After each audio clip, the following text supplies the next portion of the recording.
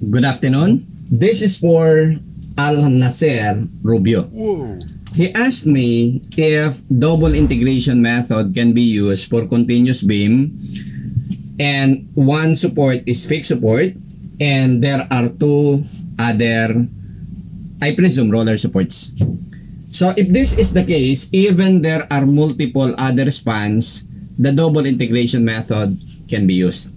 So let us begin.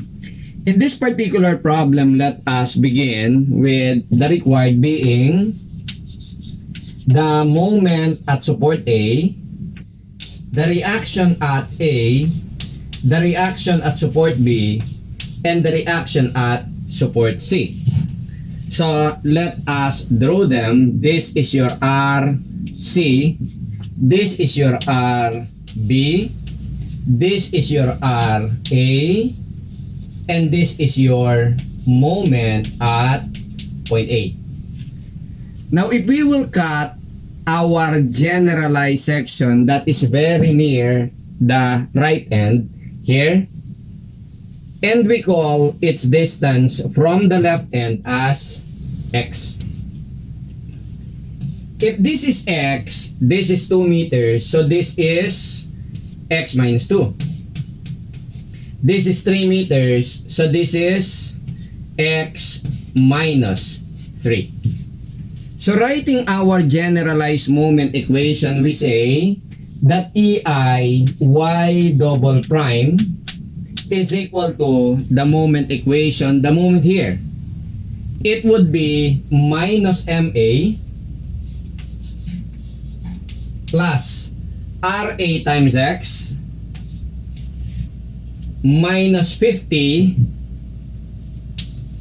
times the moment arm X minus 2, but I will be using a pointed bracket,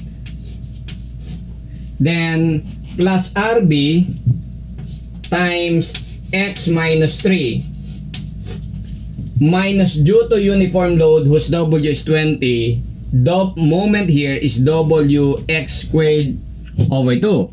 So the W is 20, it is minus because it is downward, multiplied by the X for this uniform load is X minus 3.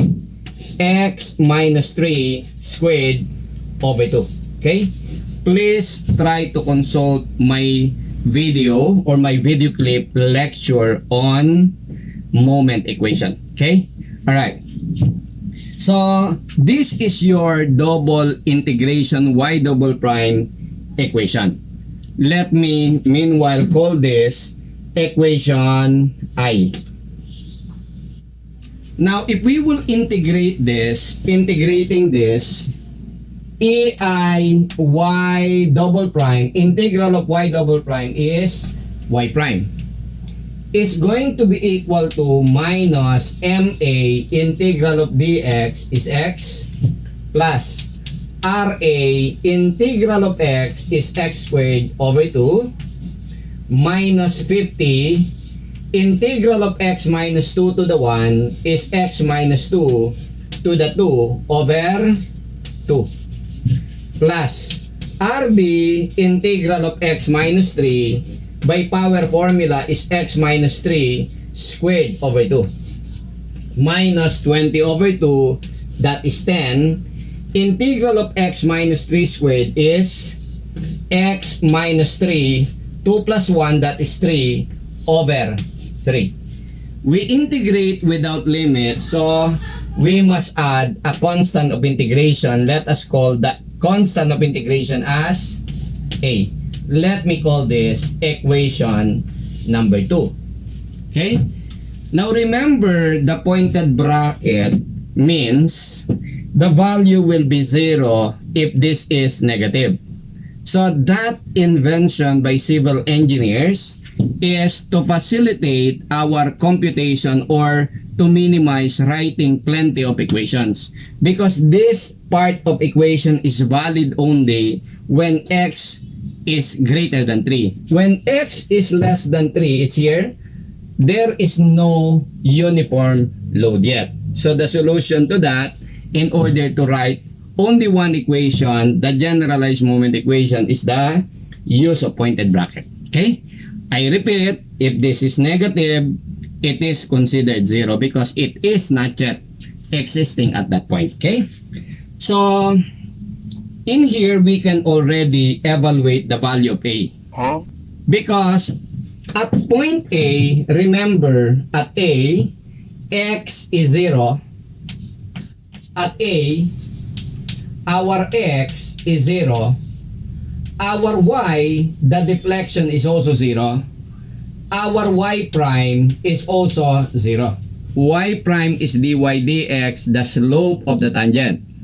So at this point, because this is fixed, so the tangent will be horizontal. If that is horizontal, its dy dx or y prime is 0.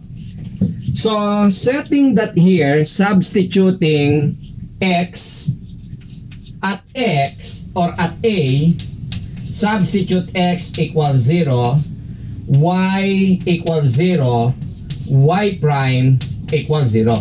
But specifically, this will be the substitution. So when x is 0, this is 0, this is 0, this is 0 because 0 minus 2, negative 2. So that would be 0. This is 0, 0 minus 3, negative 0. This is 0. So the only thing that will be left on the right side will be A. And this is also y prime is also 0. So therefore, it gives us our A is equal to 0. Do you follow? You get it? If the left support is fixed, the first constant of integration is 0. You get it? Okay. So integrating this again, so integral of AI y prime is AI y. The derivative of the integral of first derivative is AI y. Is equal to, integral of this is minus MA, integral of x, that is x squared over 2. Plus integral of this is going to be RA, integral of x squared is x cubed over 3 times 2. So this would be x cubed over 2 times 3, 6. Minus 50 over 2 is 25. Integral of x minus 2 squared is x minus 2 raised to 2 plus 1, 3 over 3. Plus RB over 2. Integral of x minus 3 squared is x minus 3 cubed over 3. 3 times 2 is 6. So this would be x minus 3 cubed over 6. Plus integral of this is 10 over 3. So minus 10, integral of x minus 3 cubed is x minus 3, 3 plus 1 to the 4 over 4. But 4 times 3 is 12. So this is 10 x minus 3 to the 4th over 4 times 3. That is over 12. Plus, this is already found to be 0. Again, the second integration doesn't involve a limit, so we must add a constant of integration, this time b. So take note that in here the unknowns are b, rb, ra, and ma. So let us use our boundary conditions. So again, at point A, our x is equal to 0. Our y is also 0. This is 0. So we will have here 0 is equal to this is 0. This is 0. This is 0 because 0 minus 2, 0. This is 0. This is 0. 0 minus 3 negative. So this will be 0. 0 minus 3. This is 0. So therefore we have the only thing remaining here is the constant of integration b. So b is also equal to 0. So the constant of integrations b and a are 0. So that you must remember. When the left support is a fixed support, both constant of integration C1 and C2, or in my case, A and B will be 0. So this is 0. Let me call this equation number 𝘃𝑖. So this is your deflection equation. This is your theta equation. Now, there are other conditions that we can use in order to solve the unknowns. This is it.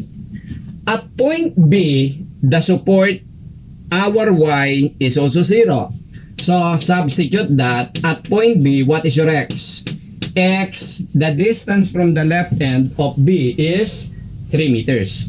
So, x is 3, your y is equal to 0. Substitute this to equation 𝘃𝑖, this one. So this is 0 is equal to minus MA, 3, x is 3. 3 squared over 2, that is 9 over 2, 4.5. Plus 3 cubed, that is 27 over 6, that is 4.5 of RA, minus, this is 3 minus 2, 1.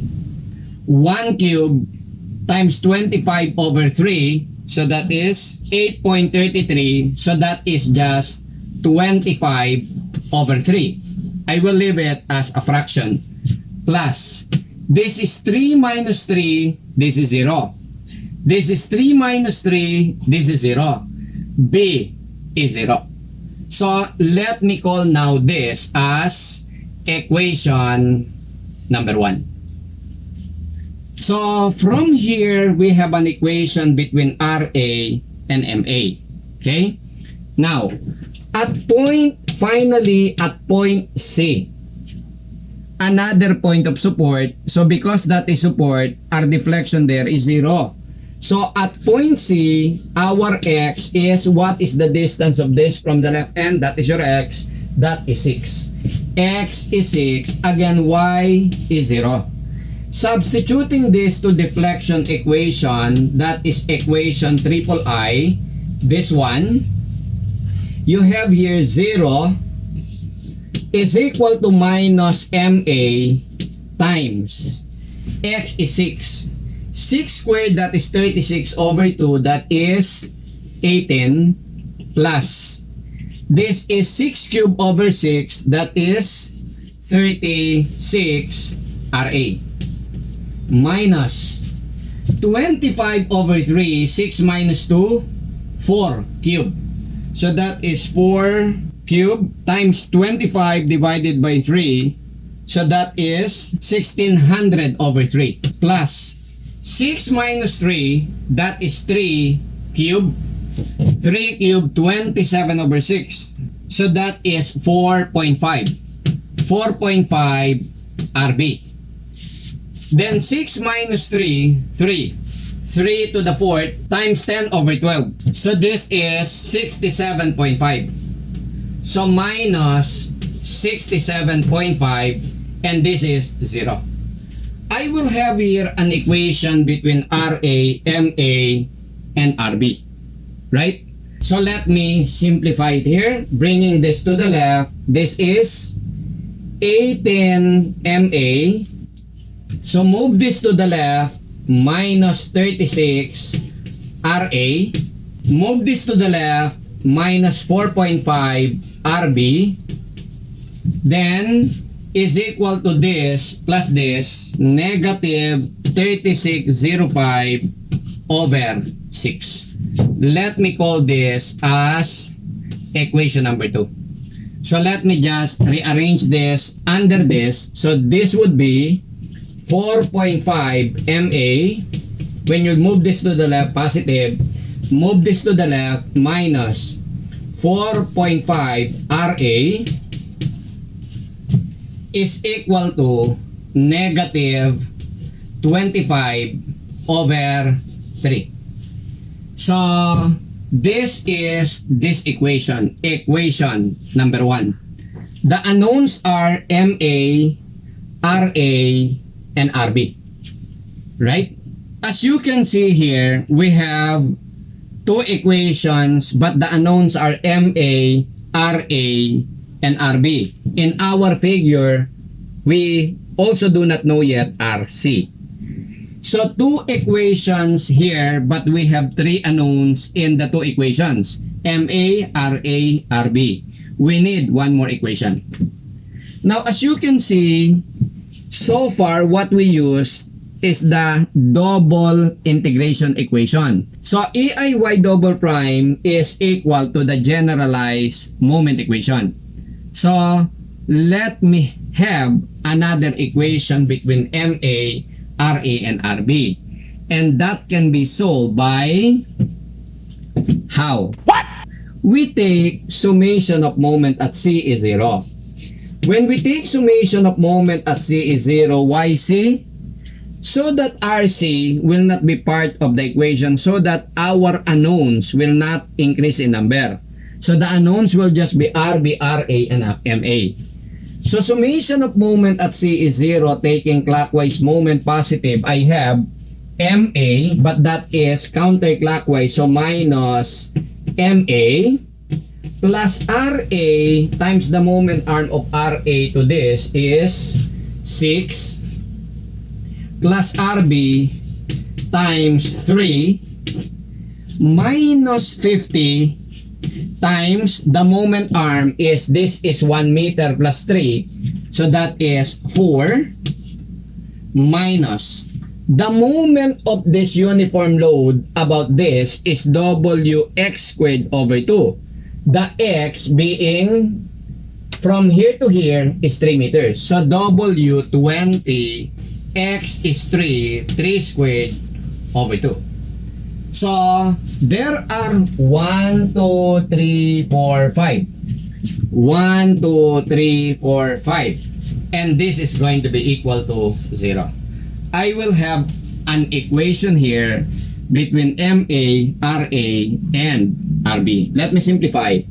Minus MA plus 6RA plus 3RB is going to be equal to this plus this, negative 290.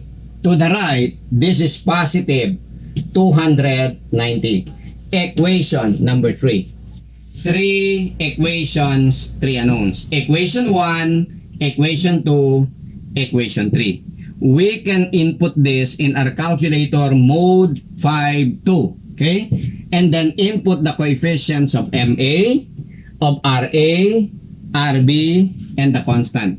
So using the 3 equation solver of our calculator, we will be able to get our MA, RA, and RB. And that is mode 5-2 for 3 unknowns, no? So we input the coefficients for equation 1, 4.5 minus 4.5, 0, and minus 25 over 3. Equation 2, 18 equals minus 36. So you will get here, your MA is going to be 695 over 63. So this one is your MA. So it did not turn out to be negative. This is positive to indicate that this assumed direction is correct. Then equals, the y in your calculator is the second variable RA. Your RA is equal to 2435 over 169 equals, your third variable Z is the third variable or unknown in the equation, that is RB. So that is going to be 14,095 over 169, or in fraction or in decimal, this is 74.6. You get it? So we have MA, RA, and RB. How do we now solve our RC? we just take summation of forces vertical is 0. Okay? So for our RC, summation of forces along Y is equal to 0. Upward positive. So I have RA, which is 2435 over 169 plus RB, which is this one, 140 095 over 169 plus RC minus 50 minus the resultant of this is 20 times 3. So minus 20 times 3 equals 0. You'll be able to get your RC. And your RC is 2060 over 169. This is your RC, 2060 over 169. And this must be in kilonewtons.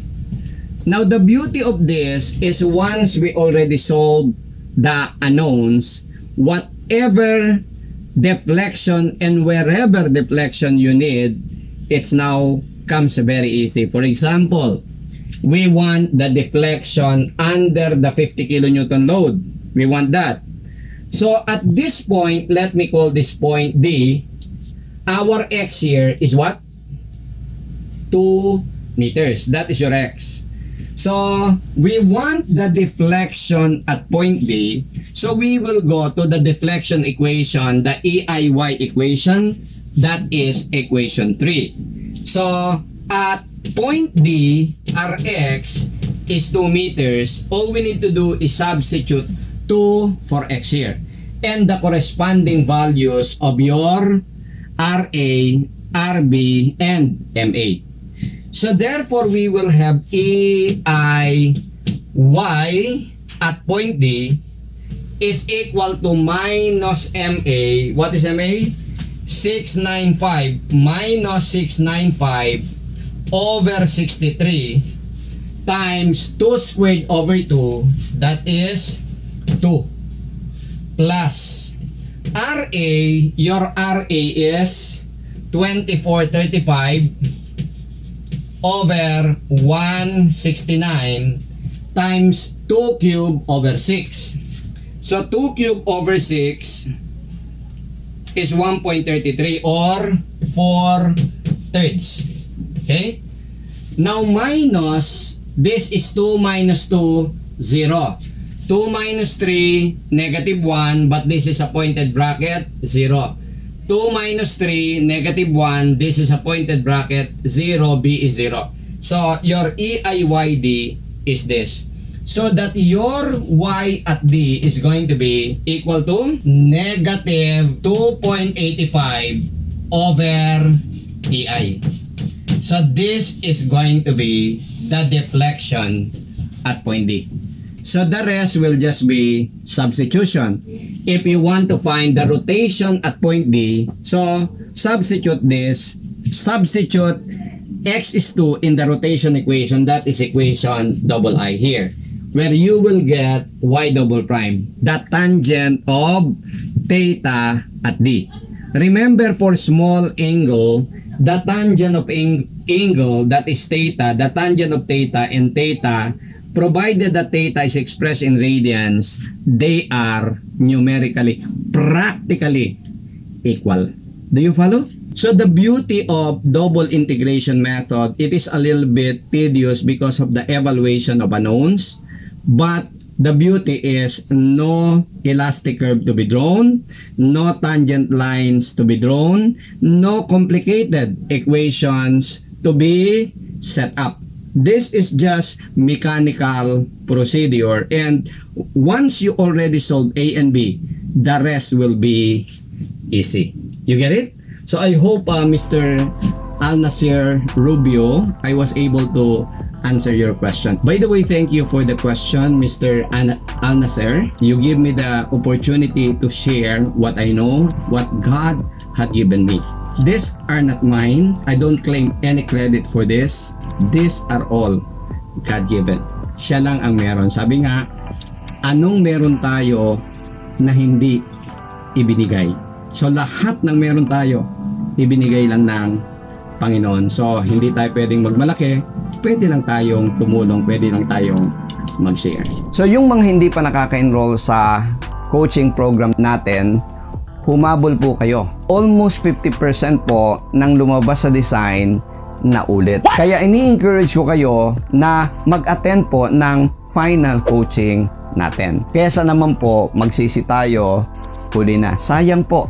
So, aasahan ko po kayo na magkikita-kita tayo sa final coaching. Pwede pa po kayong humabol. Nagsisimula pa lang. Ang link nga po pala ay nandyan sa baba po. I-click nyo lang yung enroll. Okay?